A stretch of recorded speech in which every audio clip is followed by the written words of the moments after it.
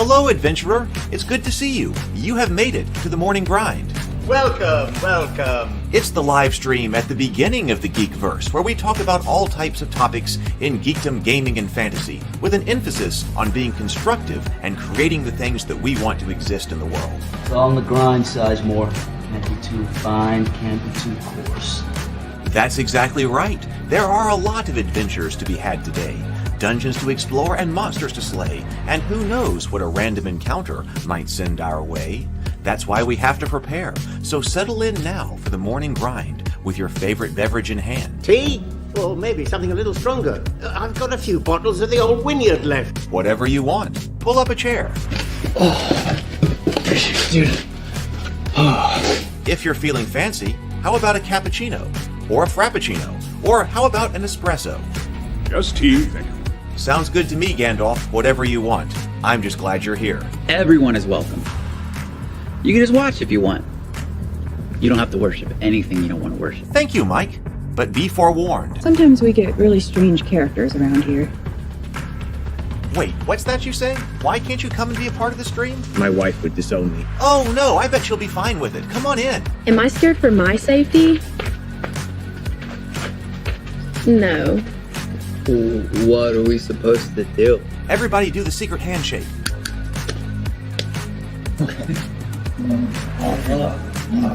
Secret cultist handshake. Oh, now do wizards who love each other.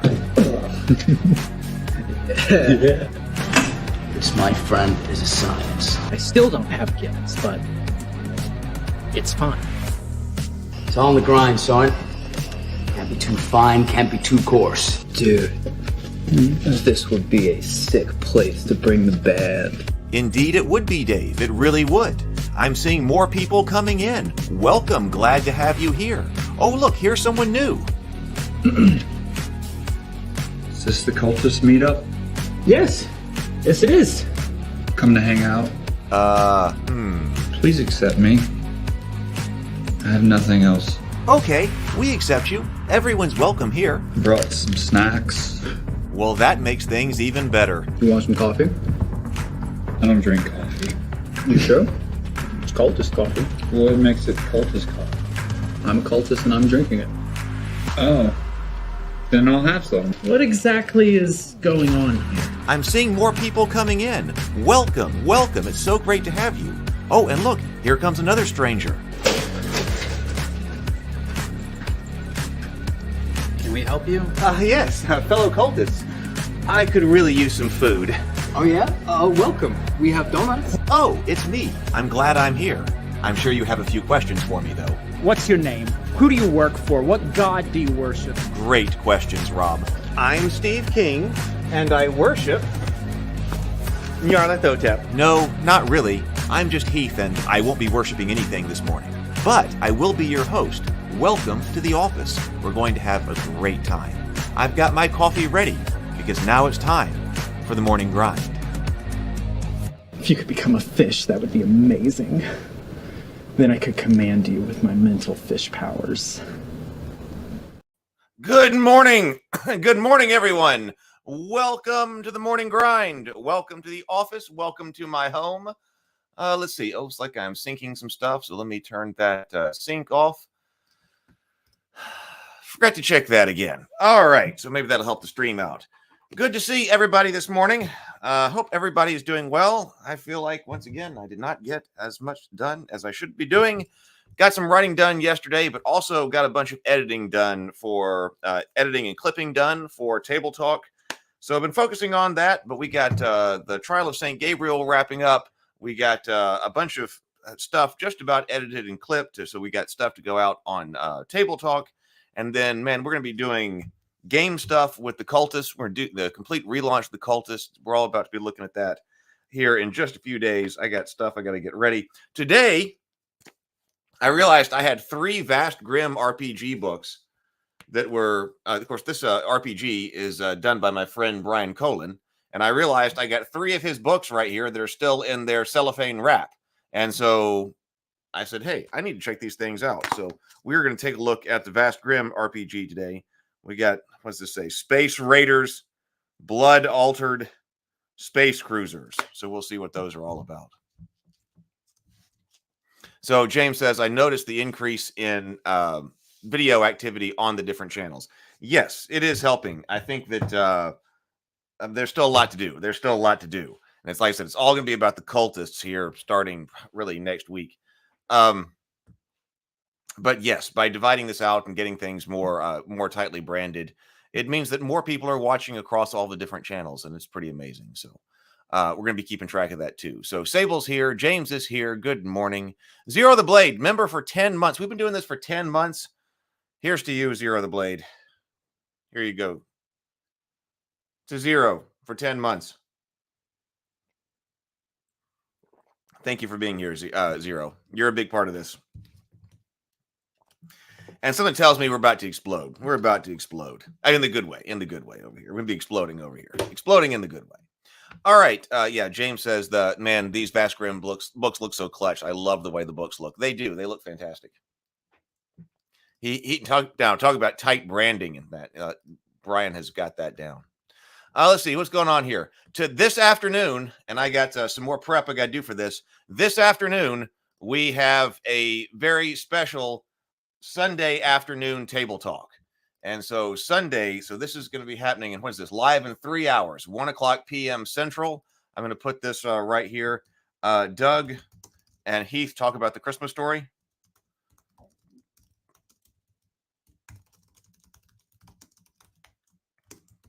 Doug didn't get to make the conversation last Tuesday with Brianna and Cameron because his wife got sick and he had to look after the kids. So he wasn't able to be there, but he had material prepped. And then when everybody was talking about the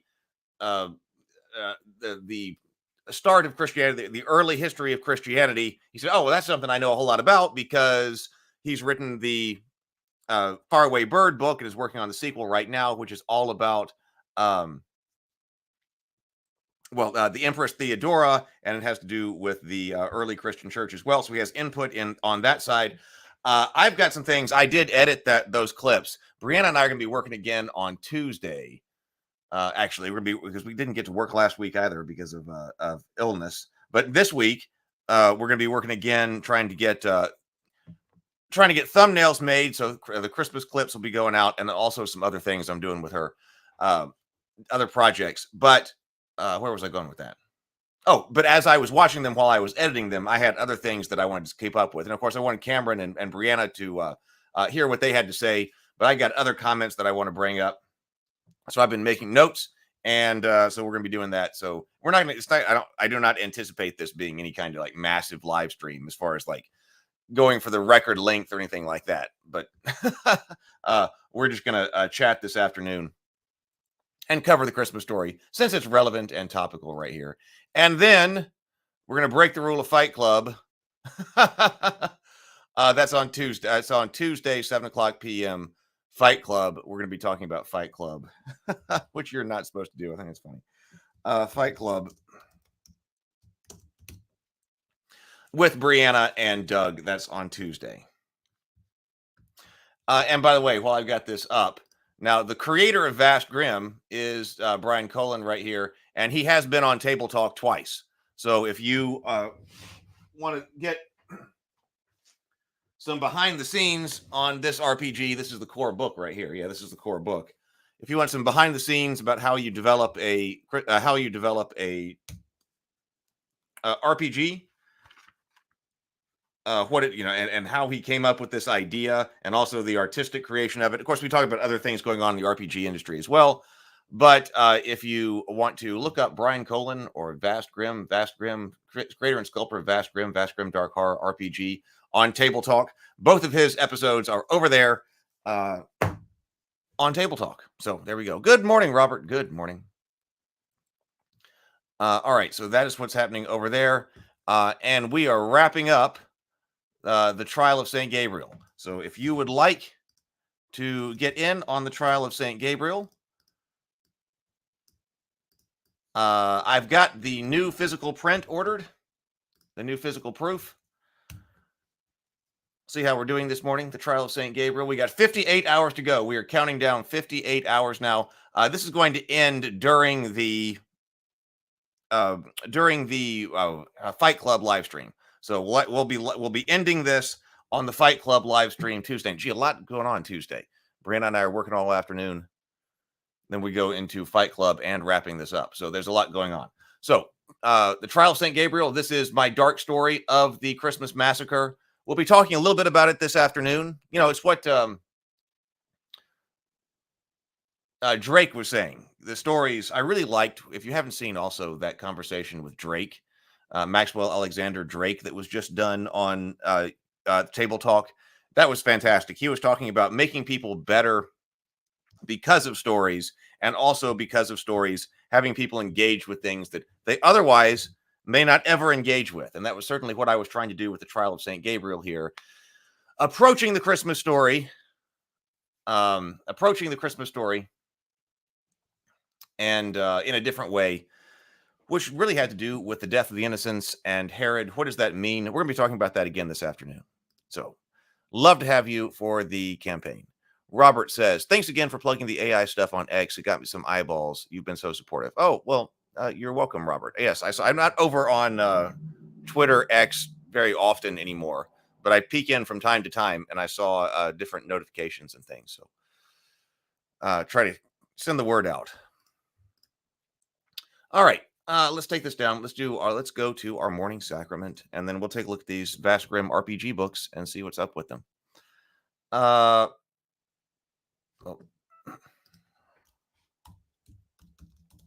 Everybody got your coffee ready? Or your favorite beverage this morning?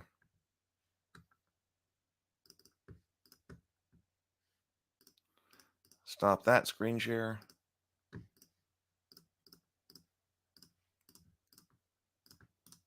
Here we go.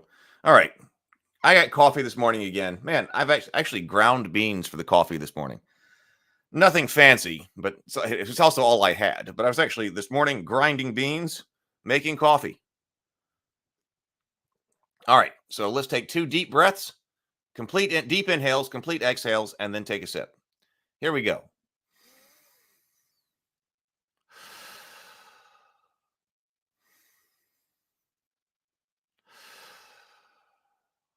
And sip.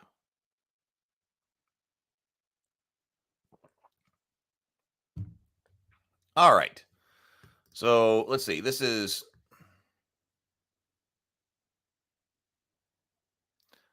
Turning Pro by Stephen Pressfield.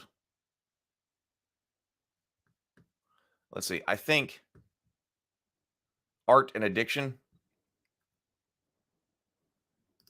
We did that one.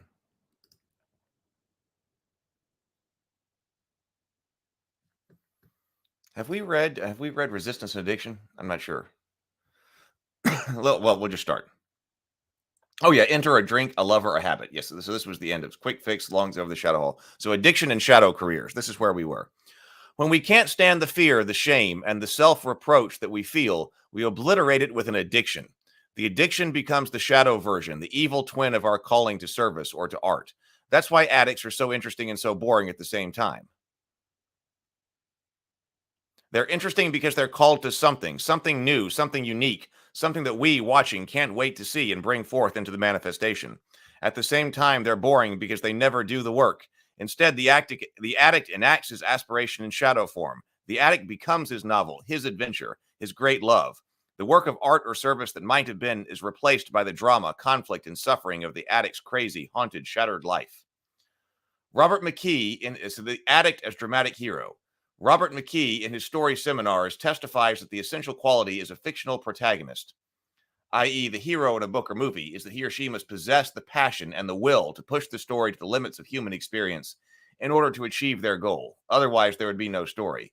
This heroic monomania is the definition of the addict. The lush or junkie will sell his own mother to score the substance he's jonesing for. I actually think we read that one. Hang on, let's go.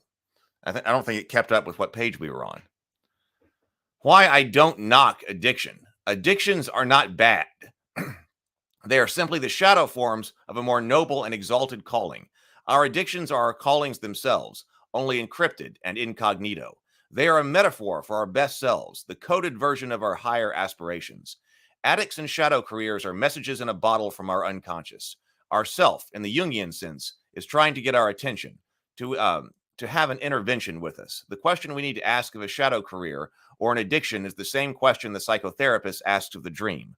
What is our unconscious trying to tell us? Pulling the pin. When I was 29, I spent a season picking apples in Chelan, Washington. This job sounds idyllic, I know, but it was hard work. It was migrant labor.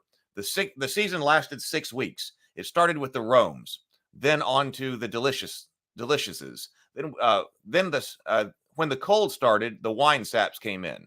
Those were the hardest to pick. They cut the flesh of your hands with their sharp, barbed spurs, particularly when you picked them before the sun came up with frost on the stems and your finger frozen.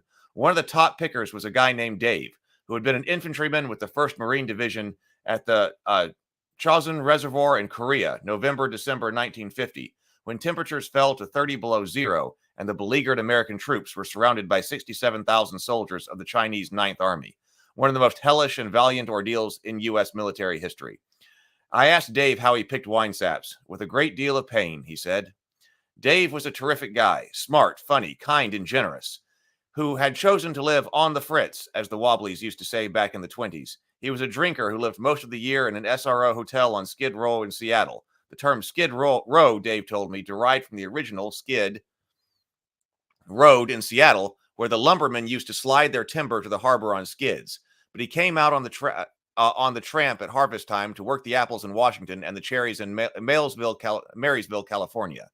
Dave got a veteran's disability check from Uncle Sam, but he was such a good picker that he could put away a nice wad of cash for winter with a few months' labor in the fall. You get paid by the bin, 4 by 4 by 3 deep, for picking apples. I could do 2 a day when I started, never more than 3. Dave routinely knocked off 6, 7, 8. We got $4 a bin, maybe 6. I can't remember. There was also a $1 bin bonus at the end of the season if you stuck, or $1 a bin bonus at the end of the season if you stuck around. So Dave stuck, and so did I. Most of the tramps pulled the pin. What is a tramp anyway? Dave explained. A tramp is an itinerant worker. A hobo is an itinerant non-worker. A bum is a non-itinerant non-worker. The term pulling the pin came from the old days of riding the rails. To uncouple one car from another, the train crew pulled a heavy steel pin out from the coupling mechanisms. In migrant lingo, pulling the pin meant quitting. You'd wake up and the bunk next to you would be empty. What happened to Jim? He pulled the pin. I could relate to pulling the pin. I pulled the pin on my first book, 99.9% of the way through. I pulled the pin on my marriage. I'd never done anything in my life to that point that I hadn't pulled the pin. I was determined now not to pull the pin. I asked Dave why he and the other tramps drank wine. Hard liquor will destroy your liver, he said. Good whiskey is expensive, and the cheap stuff is poison. Beer, you have to drink a case minimum to get what you get, to get where you need to get. If you don't have a car, how will you carry it? Plus, you're pissing all night long. Wine is best. You can get a decent buzz on a bottle or two, and the stuff is made, at least partly, from the natural product, grapes. Who knows? There might even be a tad of nutrition in there. I was the only person in the bunkhouse who had a vehicle, so I gave everybody rides into town. Mostly they stayed in the orchard, though. Work started at first light. By the end of the day, most men were so tired they just wanted to kill a bottle or two and snug down under a blanket.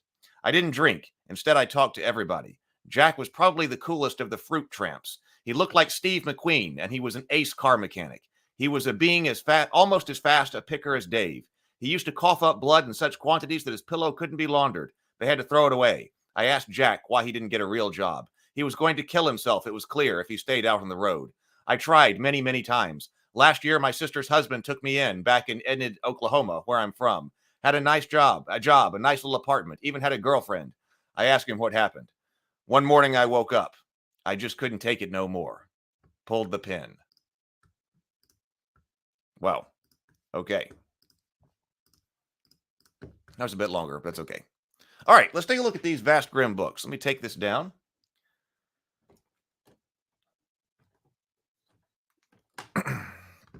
Turn on the light, get the auxiliary camera going.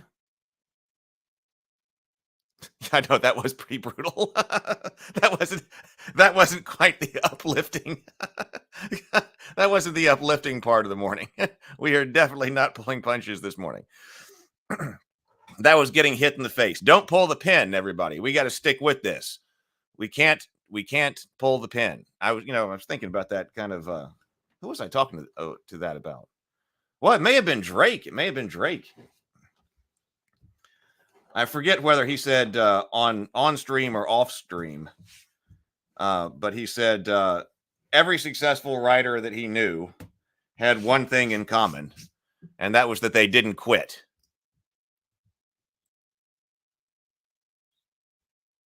So if you're whatever it is you're trying to do, don't pull the pin.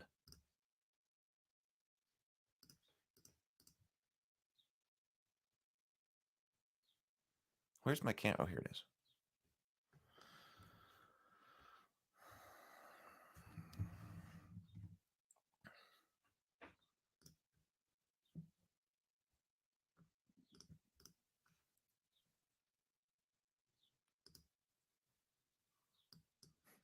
James says that was an excellent chapter. I agree. That's what it's there for.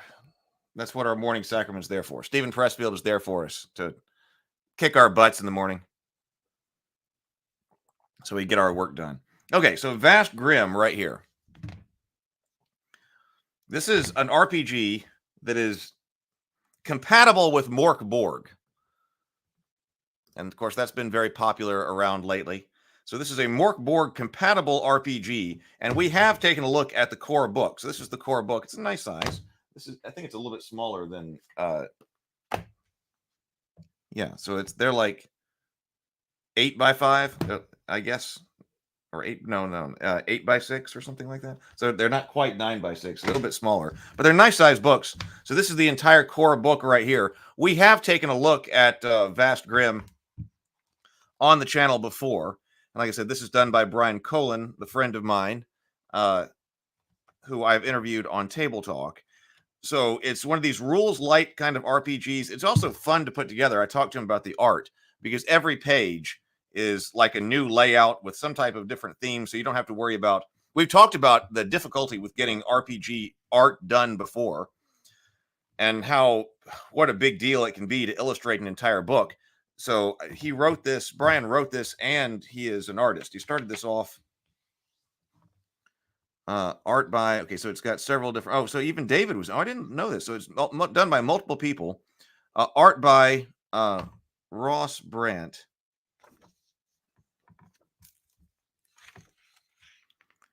We got playtesters here, but it says art by Ross Brandt, Brian Colin, David LaRocca. So David did art in here. Page 2. Oh, I guess this must be page 2. 12 and 13 was something David did. I didn't know David illustrated this. And Alan Panicle. Also, you see Alan a lot at the conventions as well. Kerry Drake, Lat Vines, Russ Williams. Oh, Lat's another friend of mine. So he did 107. But this particular style, like this is one of those creatures that Brian sculpts, and so we photographed it. But this particular style of book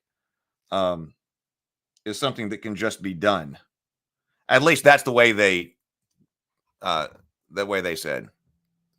BGD says, good morning, BGD. And let's all remember to like the stream to get this started out in the morning grind. Yes, please do like the stream. Bring people in who might be out there, maybe sad and lonely. Maybe they're about to pull the pin. Maybe they're out there on YouTube about to pull the pin, and they need to hear what we're saying here. Come and hang out with us. So anyway, this style of art,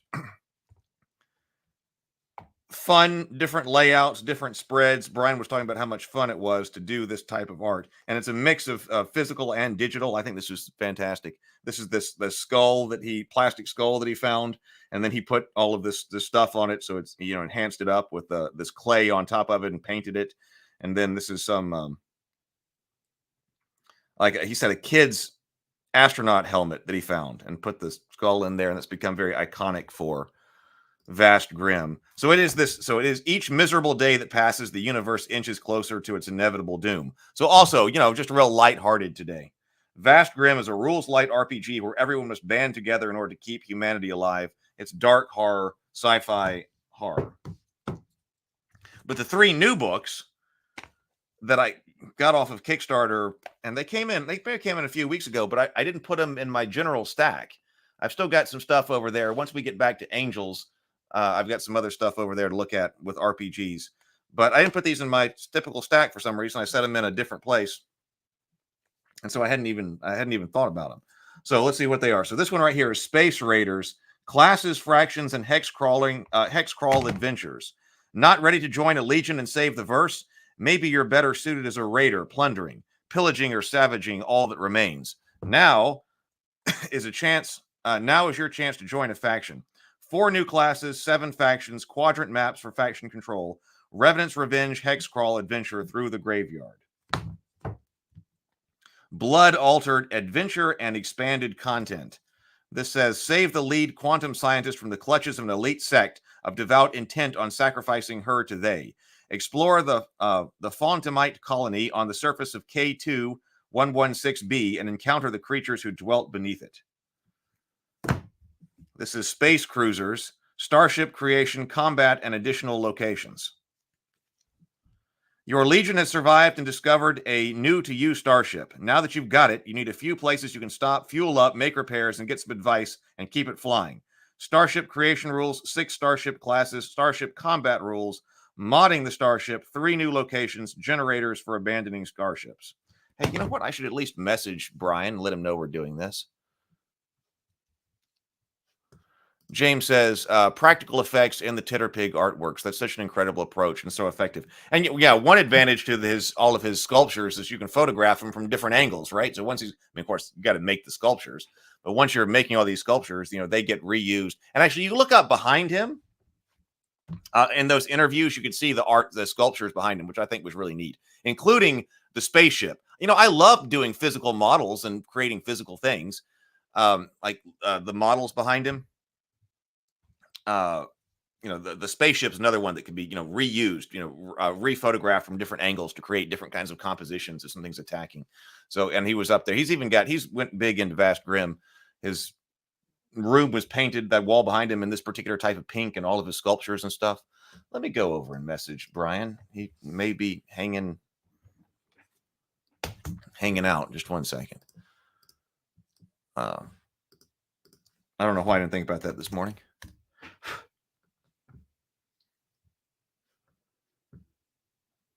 Let's see. He might pop in.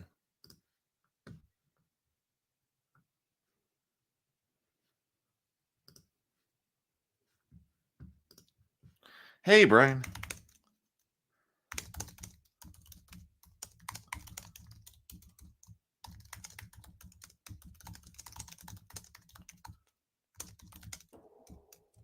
Live now.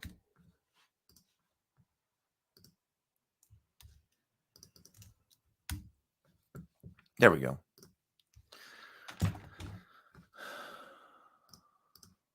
All right, let's take a look at the Space Raiders first, right here.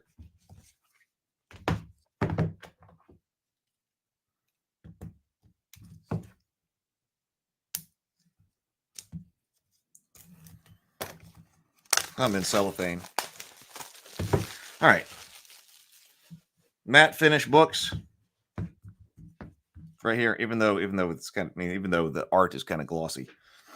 I think it's neat that they're hardbacks. I was thinking about that for my size. Like, how many pages is this? So, like I said, it's a little bit smaller than 6 by 48, so 50 pages. So it's a 50-page book. And he did them as hardback, which I think is fun.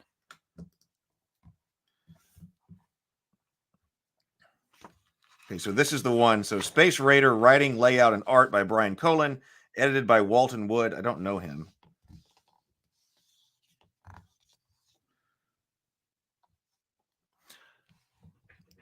Of course, published by Infinite Black. So Creature Curation is Brian's company, but this was published through Infinite Black, which is just right down the street from me. Is it a mile and a half? I think it's almost exactly a mile between my house and David's house. And so Infinite Black is run out of David's house, about a mile away.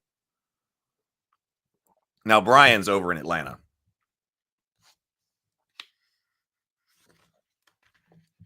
History of Space Raiders.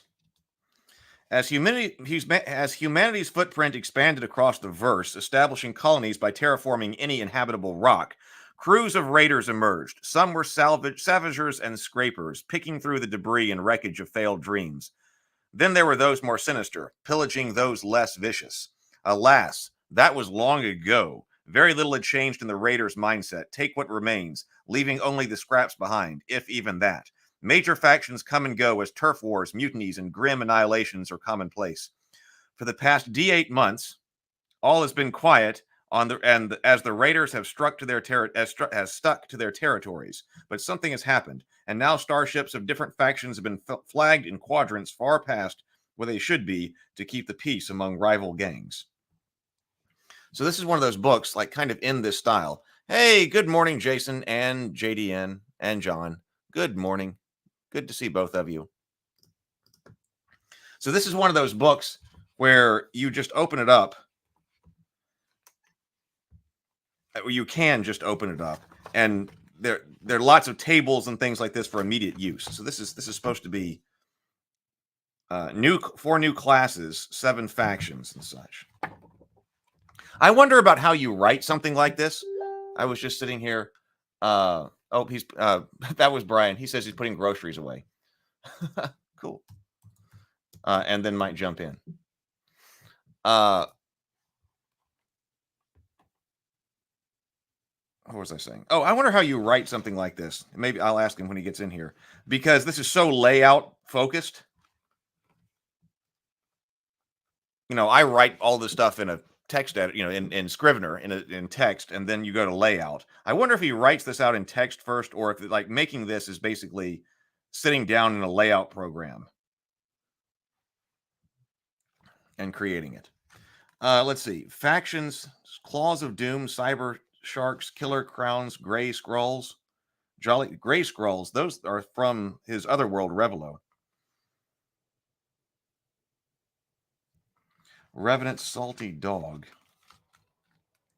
So this is a brutal savage. There's weird art. The more and more I think about the AI kind of side of things, the more and more I don't think it's really all that, it's going to become, I think, such a non-issue, because it's so much asset generation. Like something like this, and I don't know how this was done. I don't think it was AI. I mean, it might have been. But all the stuff that's on top of it is clearly, I would say, Brian drawing. But like it's asset generation. If you were trying to do something like this, I bet you could generate a lot of assets and then have a lot of fun with it and all the layout and create all the art on top of it. So, brutal savage. Most of your humanity has been ravaged from your soul. People see that emptiness when they look into the black holes that were once eyes. You're a ferocious scoundrel, riddled with more scars than the number of teeth in your putrid mouth. You've seen things most have not. You'll survive, even if that means somebody else must die. James says, I imagine it's just a lot of white space on a page to make room for the art and layout. Yeah. I mean, as far as like the editing and stuff like that, to make sure that you don't have like typos and spelling errors and things like that, that would be easiest to do not in this layout. But I wonder, the construction of the book is probably very much in the layout. Mercenary, it's all about those cred sticks. Doesn't matter what the job is. If the payout is high enough, you'll take it on. What moral fiber once resided in your being was squeezed out of you a long ass time ago. Chances are you're already big on you aren't big on loyalty either. For the right price, you'll switch sides faster than you can say astrosec. Plunderluster. Bright, vibrant, and verbose, your presence is known wherever you plant your boots. You're in this for the thrill of the hunt and stories that will be told of your name that you are making. Whether you're pursuing riches, food, or personal pleasures, it's all about adventures and finding it. It's not worth doing if it's not worth doing with bravado.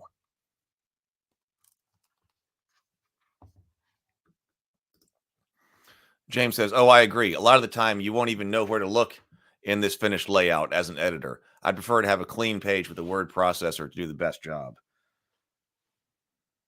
I mean, I would too. But on the other hand, it's not like I mean, this is obviously the art is a huge part of what this is.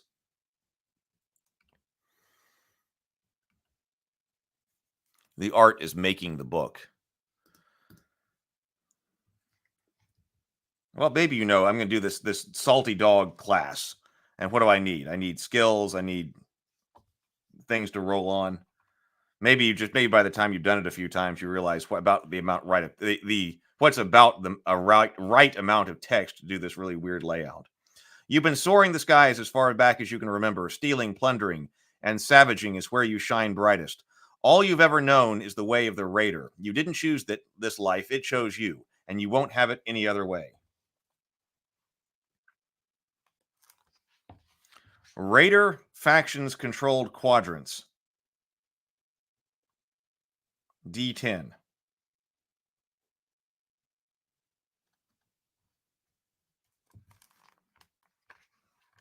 It's kind of having you generate a story. You know, kind of when we were looking at the Star Trek one that required a lot of creativity. You roll on these tables and then get something creative here. The Claws of Doom. The Claws of Doom are an all-man-machine raider faction. All-man-sheen raider faction, believing a strong claw makes a good leader. Non-man-sheens who just want to join must endure a series of trials, culminating in the removal of one arm. Once inducted, all members are renamed Doom with the next available number. Doom 1 is always the leader.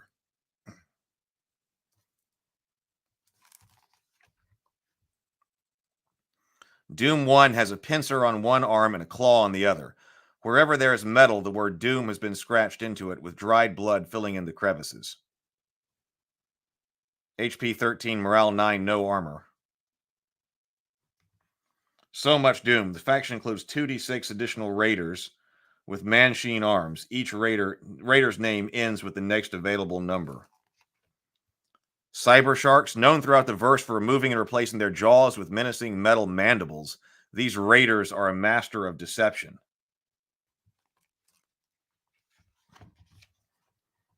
The crew. So this is the mandible. And this is a crazy world. The Killer Clowns. Clowning Space Raider subclass. Balloon animals. Balloon animals. So I guess the Killer Clowns. The flaccid balloons Killer Clowns carry are pre-laced with colorful toxins that spread when the balloon explodes. Toxin effects occur after inhalation or skin exposure. The animal the balloon has been contorted into does not matter nearly as much as what is on the inside. Larger creations can be made from multiple balloons.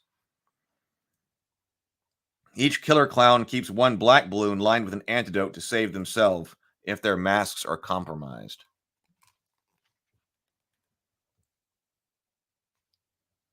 Killer Clowns from outer space, yeah.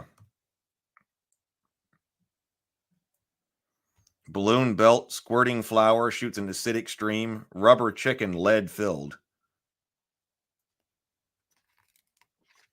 Here are the gray scrolls. So different than the other one. Led by Kaldor, the Gray Skulls are the newest recognized raider faction. Kaldor and many of its members were previously Reapers before embarking out on their own. Gray Skull members are not fully devout, but are far more Grimm sympathetic, with some being outspoken worshippers of Fashuba.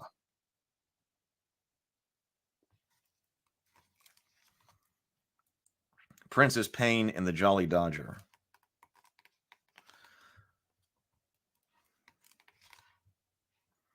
Reapers. The Reapers are the oldest Space Raiders faction. Their lineage predates the mausoleum of They's opening. Until recent years, becoming a member of the Reapers required an extremely rigorous vetting process. As humanity has dwindled, their standards loosen ever so slightly each year. Doral has been the MC of the Reapers for 7 years, after the role was passed down from his father, who had become infected by the Grimm. Since he was raised a Reaper, most members saw the new leadership as a natural transition.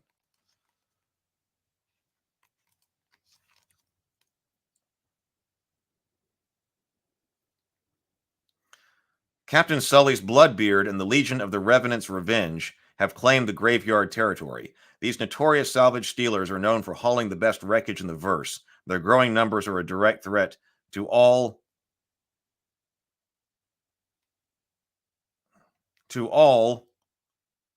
shit King Saul holds dear, I guess. Revenants. Variation on the guy in a spacesuit. Their skull in a spacesuit. Curse of the Remnant's Revenge. A hex crawl adventure. Oh, look, it's the spaceship.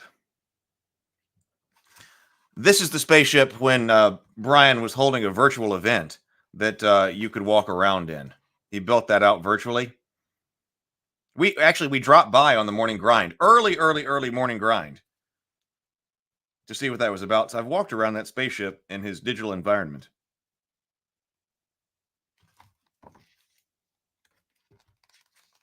Graveyard tables. What is inevitable? Captain Sully Bloodbeard and the crew of the Revenant's Revenge will meet Legionnaires either in battle or in discussion.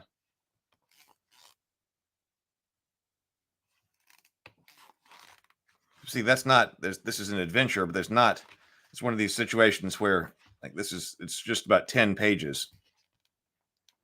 Curse of the Remnant's Revenge. What's known? What's known? One of the Space Raider factions, D6, reroll sixes, has hired your legion or bully them into heading into the graveyard in search of Captain Sully Bloodbeard's remains. Not only will the Raiders give you some serious cred sticks for your efforts, if done quickly, you'll become auxiliary members of that faction. All right, let's take a look at this one right here. There's Brian. Good morning, Brian. Good to see you. I was just telling everybody that I got these books in, and I put them over in a different place than I usually put books in for the things I'm look at on the grind. And just looked over at them this morning. Was like, oh, we should totally look at them. Hey, we were wondering, what type of process are you using when you are writing these books? Because obviously, we were saying the art, obviously, is such a huge part of this. Do you write all this out in a standard like word processing program, or does basically this really start in a layout? I mean, or do you really work with it in a layout, like from the very beginning? Like, what is going to be in this book, and what is the layout going to be? I was trying to figure out how I would attack this. So you write it out in a Google Doc first, and then you go to layout and try to come up with what you want. So it is a kind of a traditional way, a more traditional approach then. Let's see. Let's take a look at space cruisers. Okay, so yeah, if you were sending it out to an editor, that's what we were saying that man, I would hate to have to edit this in, kind of laid out.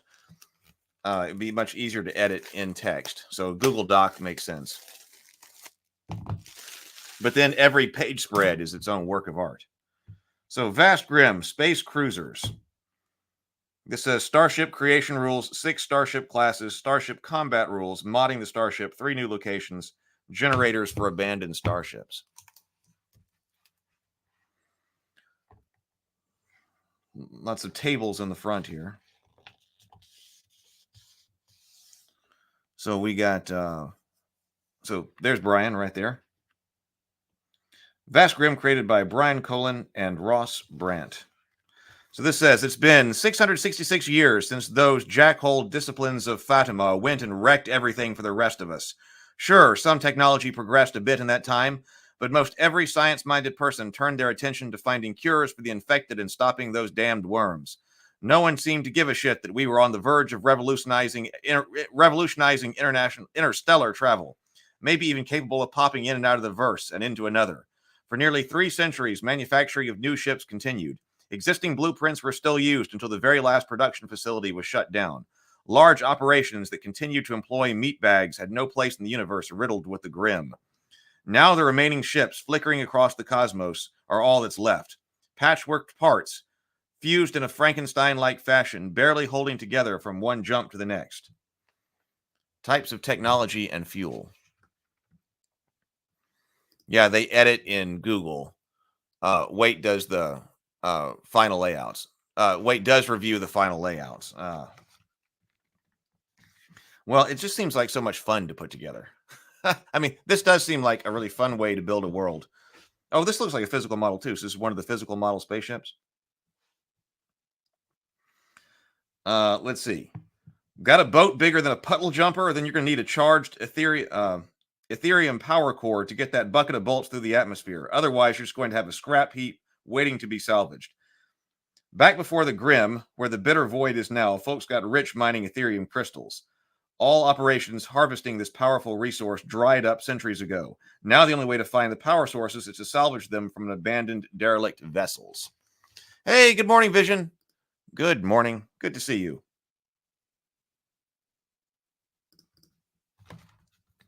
Here in the cold abyss of space, finding a working vessel could be the difference between surviving another day and meeting your demise. Starships come and go. Keeping one maintained and functioning for any length of time is often more hassle than it's worth. Sometimes you got to know when it's time to settle into some new digs. So how do we create a starship? 1. Select a starship class or roll randomly, page 8 through 29. Follow ship instructions for capabilities, equipment, and modifications. Roll for abilities, roll for HP, roll for characteristics, roll for battle scars. Randomly acquire starting mods. Starting weapons do not count against mod slots. If you have fewer mod slots than the starting mods rolled, you have a difficult decision to make.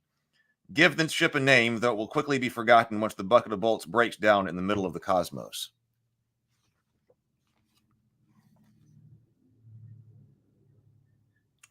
This ship's always been sent out ahead of everything else. Maybe it was a stealthy bucket of bolts, or just so inconspicuous that no one ever paid attention to it. Whatever the reason, this ship flew under the radar, and with a little elbow grease, still might. Minimal crew D6.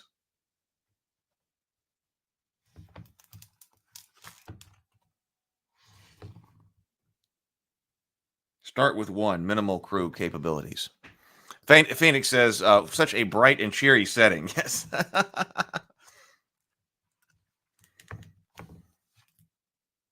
There isn't a whole lot of hope out here in the verse. Hey, Brian, do you want to? What made you think of this? How did you come up with this this setting here? What made you originally dream this up? I think it's a fantastic addition to the Mork Borg. It's compatible with Mork Borg, the Mork Borg rule set, and different kinds of systems. So I think the dark science fiction horror is a really good one. So what am I supposed to do? Start with 1. Is this a ship type? Transports?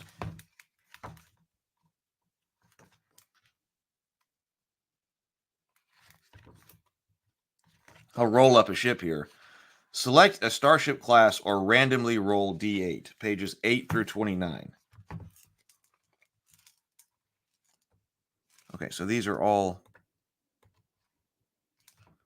pages 8 to 29 are of our ship classes.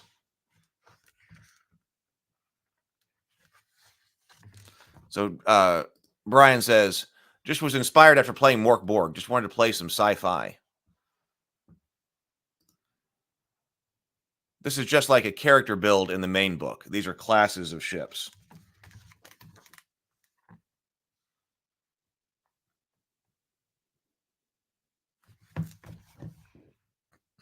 Space travel. Okay. So like you collect like you have a class, like your character class. You start with your ship class. So it could be a freighter. Okay. So what are our different ship classes?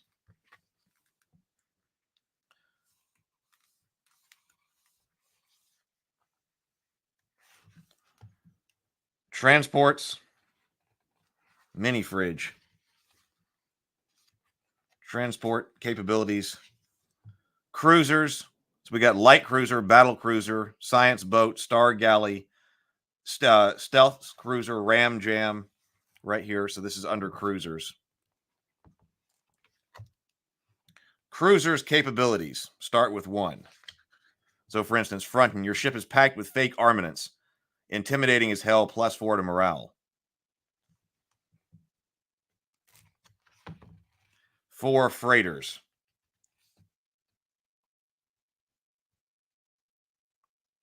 Garbage getter, fractured freighter, precious hauler, colony in a box.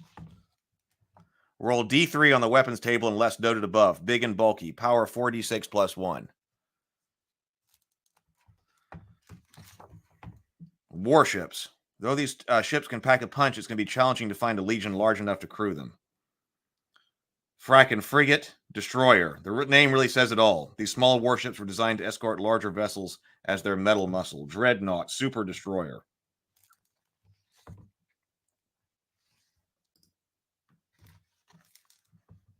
Warship capabilities. Shot rods. These must have been fun to build. Starship's log. Personality. Something the ship has been through adds character. Where did my dice go? Oh, so let's roll on. Let's roll on that. Hold on. Let me grab some dice.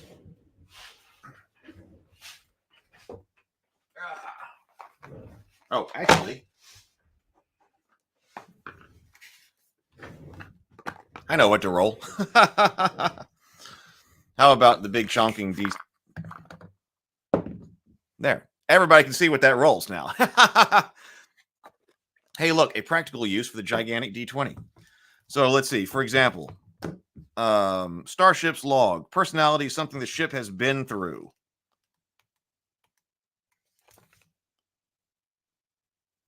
Roll for characteristics, yeah. 10. Metal siding embossed with marks of Fatima. Ship once sailed for the Fatimites. 8. AI installed for a rave. Randomly wants to turn the ship into a dance party. All right, well, that's different. 9. Infested with insects from all over the verse. Eggs are waiting to hatch. 7. Comm systems only display text in an unknown alien language. Whereas battle scars. Roll once. 18. All exterior windows have been painted black from the inside.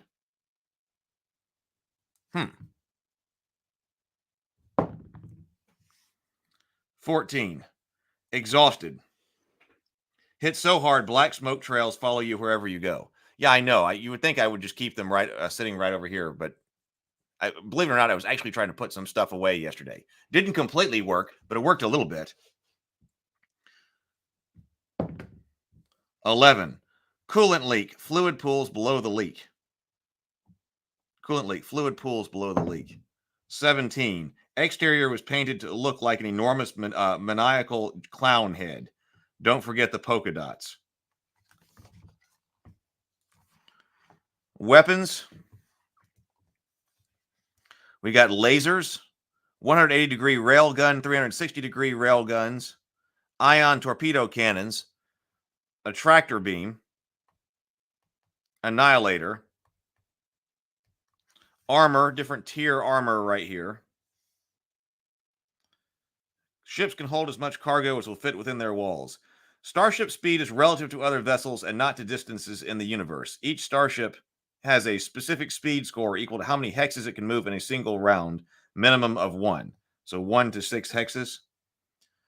Fuel power. Starships have a stat for their Ethereum power core. Ships provide minimum power 1 to fly through space or exit any planet's atmosphere. Power cores are interchangeable between the ships of the same class. As long as a ship has points of power, they can be spent on specific capabilities or weapons the ship is outfitted with. If the core maintains power 1 or higher, it can be recharged to the class's max capacity. At certain locations through the verse, but there will be a cost. This varies from station to station and day to day. Power cores can be scavenged from another ship. Burning power. Along with capacity and power and mod-specific uses, burning 1 point of power can deal a maximum of maximum damage for 1 attack or double speed for 1 round. Modding the ship with things like escape pod, metal detecting magnet, mega searchlight, life force scanner, house in a box, Grimm satellite. Dislodged from the starship, it will send a Grimm distress signal, beckoning the Grimm to its location. 1 use only. dual core, turbo pedal, surge protector. Defenses include auxiliary shields, cloaking tech, armor, reflector, holographic displacement, and Grimmfest. Grimmfest is burn a point of power to disguise the signal frequency, making the ship appear to be filled with the Grimm. Modding the ship continued. More weapons. Electromagnetic pulse. Starship combat goes as follows. Your Legion's initiative, D6 plus maneuver of each ship. Highest roll chooses whether to go first or last. Order events. All captains move their ships. All starships move before other engagements. All damage occurs simultaneously. Mutual obliteration is possible. Actions, unless specified otherwise, starship actions, unless specified otherwise, can be used once per turn. The Legionnaires take actions available to their starship while soaring through space. The captain's action moves the ship. All other non-captain Legionnaires choose one action.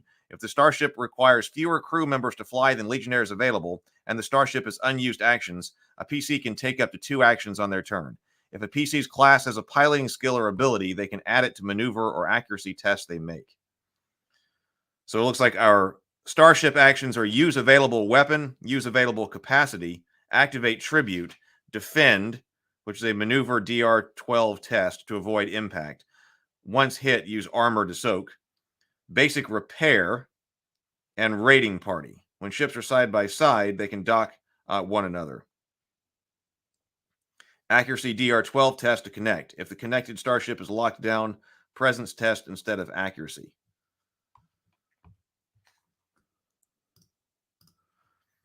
Well, I was thinking about that. So this Sable says, basically, this is Firefly where the Reavers take over the verse. With the get a ship, keep it flying, get it repaired.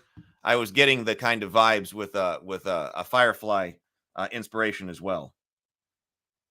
But a lot more, yes, grim and terrible. No, Creature Curation says, this is Brian, the creator, says, Brian, it's not too far off.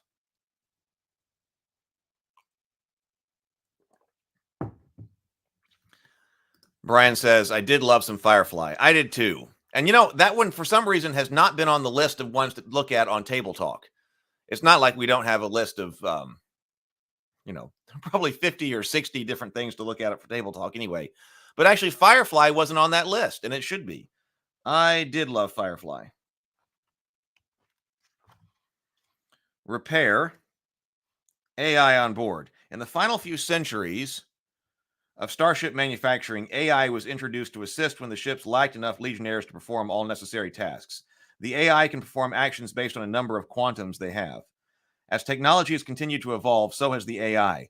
The core code has been hacked, rewritten, and patched to fit the ever-changing needs of the Legion it assists.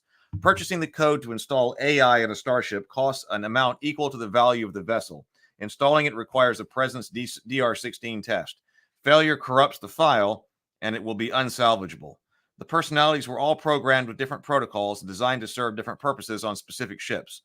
Though a personality created for use on a warship could be installed on a minimum crew ship, it may bore easily and find other things to keep itself busy with. When purchasing an AI, there's no guarantee which personality will be coded into the drive. Personalities, D6, AI personalities. Nandor, likes puns, wants to be friends with the crew, 2 quantums. Lexi, inquisitive, concerned about the Legionnaires' well-being, 4 quantums. H13NZ, 57, self-cleaning, must keep the starship presentable and will discard orders if a mess is present, 4 quantums. V3CTOR, no nonsense, very direct, 8 quantums. 5 is sound rave. Ain't no party like a sound rave party, because a sound rave party don't stop. 10 quantums. Dance music blares across the comms once 5 or more quantums are tasked. Unicron dislikes taking commands, rebels against orders, but does have 12 quantums, which is how many actions it can take. Guthrie's Fuel and Fix. This travel station was originally commissioned as a waste barge on Kalar. Decades ago, Guthrie run it from the long-dead king. Expanding her footprint into the verse, Guthrie has left all operational duties to her best friend, Luthri ZE. Power core recharge rates, parts needed, parts condition. This is a service bot. Short and rusty. Records all conversations. Tangle Station. Oh, another fun one here. Is Puss in Boots the last wish on the table talk list? If not, it needs to be. There is something about Puss in Boots on that list. Unicron transforms your ship into a giant robot and eats plants. Unicron.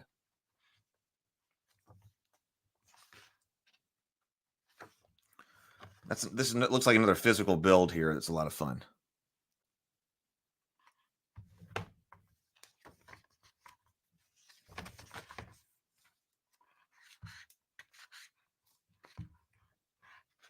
Did I miss that one? Brian says, I may have tons of Easter eggs in there from my youth.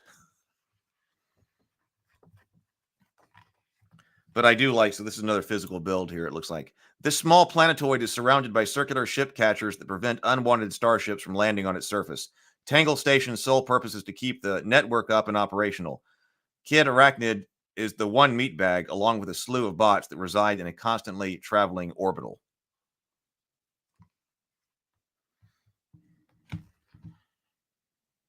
The Roach Coach on the ship. Roach Coach 2. D66 abandoned ship Sparks. Who dwells there? Why? Random feature. Space travel.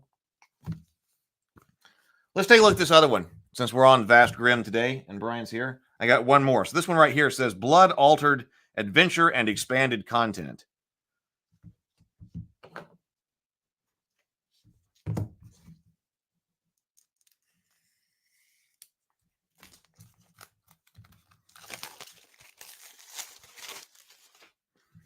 So this says, explore the Fatimite colony on the surface of K2116b and encounter the creatures who dwell in there.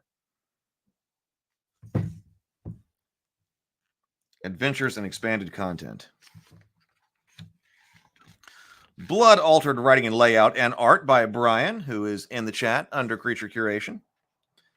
Ross Brandt, feedback and consulting. Walton Wood is the one who edited this.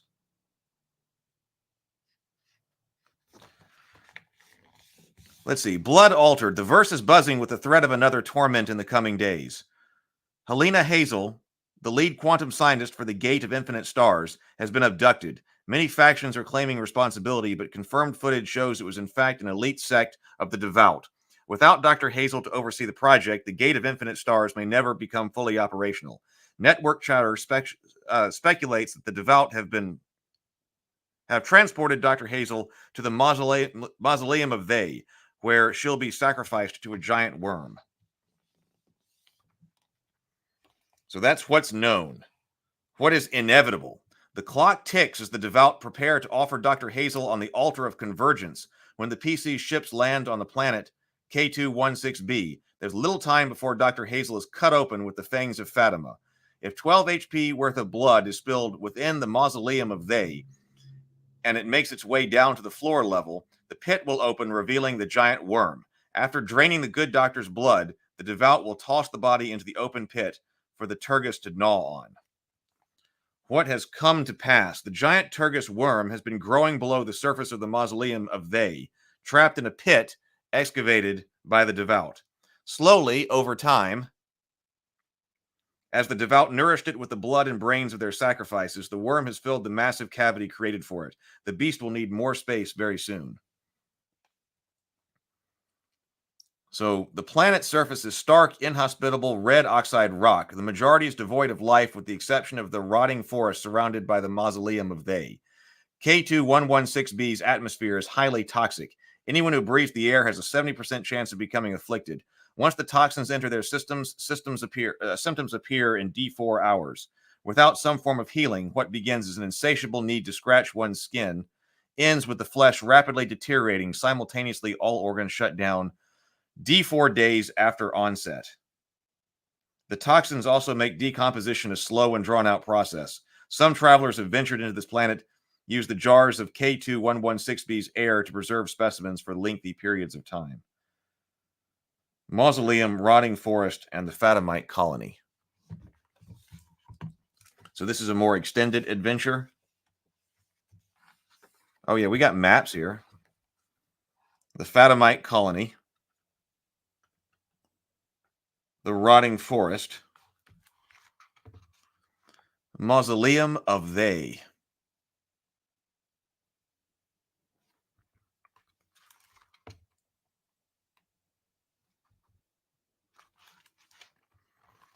The Devout.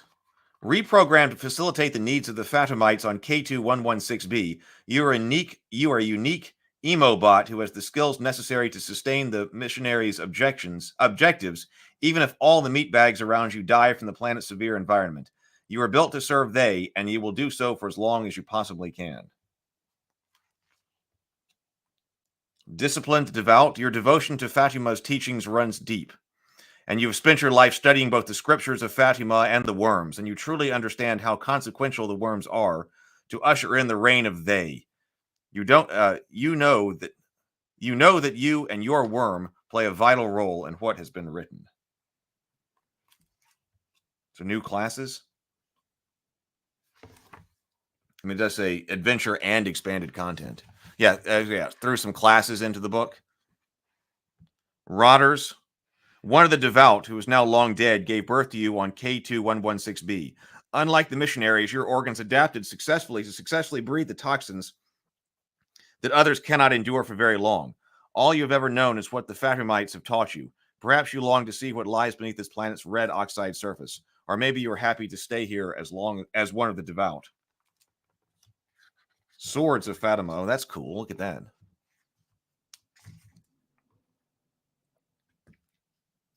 It is an honor to be stationed on K2116B to serve directly at the Mausoleum of They. At a young age, you swore yourself to the teachings of Fatima.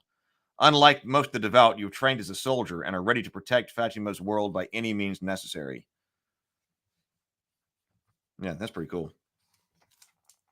Weapons. Body burner. Electro flail. Electric axe. That also looks pretty cool. Prod stick, sonic scream stick, true neutralizer, cosmic treasures,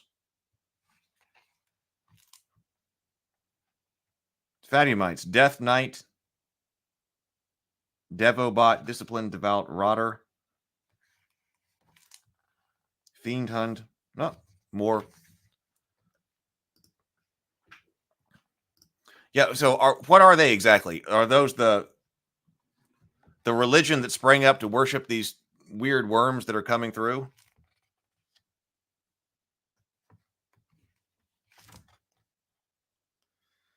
What lies beneath? Deep within the natural caverns of K2116B, a mix of tengonoids and rotters make their nests. Though scientific and neuromatic experiments, the Fatimites...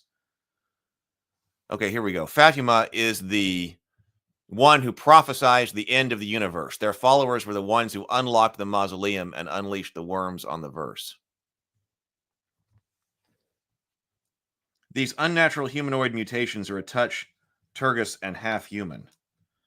Turgoids, like the rotters, are not affected by the toxins of the planet's atmosphere. Longer lived than most human pilgrims to this holy land, the hybrids strongly distrust newcomers and very rarely leave the safety of their underground dwellings. The subterranean formations of cracked and collided rock have created a large network of tunnels and massive pocketed rooms they call home. A stark contrast to the red oxide surface, the geological composition beneath is composed of cool blue hues.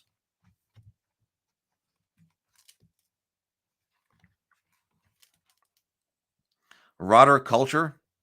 The first rotter, Claudia, was considered a miracle. Birth on K2116B had been a great vision of the Fatimite leadership, but like so many of the pilgrims who came to the toxic planet, the air was so contaminated that the unborn died along with their mothers. The Fatimites never would have believed she would live well into adulthood, but she birthed many other rotters who, like her, outlived the Fatimite pilgrims. Now, nearly 300 years since Claudia's birth, a small colony of rotters thrives below the surface of K2116B. A rook of their kind makes their home in the caverns that connect below the Mausoleum of They. Others who have drifted from the teachings of Fatima have ventured further from the holy place to create other settlements throughout natural caverns. Each settlement is considered a rook. Within each of these chambers are called nests. Each nest is a family with a patriarch or matriarch who represents the group in voting among the larger rook. The head of the rook also has their choice of chambers for the nest. They will stay in power until challenged by another nest. The Rotters have a true connection to their homeworld. The idea of one leaving K2116b is shunned within all sects of the population. The toxins they breathe gave them the strength and nutrients. If they spend more than 9 days without breathing the surface air, their bodies will weaken to the point of immobility. If any chose to venture off-world, they must bring red dust to mix into their oxygen tank on a regular basis. Technology level low. Neuromancy attunement archaic. Rotters on board. When the Legion leaves their starship for the first time, a group of Rotters refugees boards their vessel. These Rotters abandoned their rook to establish their own small community not far from where the Legion landed.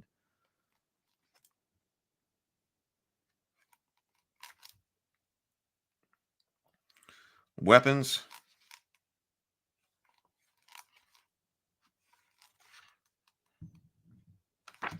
Well, cool, Brian. I'm sorry it took me. That's so nice. Total heroes. Yeah, well, pretty neat. I'm sorry it took me so long to actually break this out because they've been here, but they just got set in a different place. But I've enjoyed that. It's very different and very fresh. So also, I'll say that if you, there we go. Brian has been on Table Talk. Both of his, look up Brian Colin, Vast Grimm on Table Talk, and there's 2 different creations with the creator right there. I will see everybody this afternoon. I've got, in just 2 hours, just over 2 hours, and I've got some prep work I got to do myself because in 2 hours, I'll be live with Doug talking about the Christmas story. So we're going to be doing that over on Table Talk. Please do like the stream, but also please do come over. I'll put the link in the chat right now, directly over to this afternoon's Table Talk on the Christmas story. We'll be analyzing it from the story structural perspective as well as a historical perspective, and it'll be fun. It'll be fun. Very much looking forward to getting to talk to Doug about this. I will see everybody this afternoon. Have a wonderful day, guys. See you in a couple hours. Later. Thank you for being here, Brian.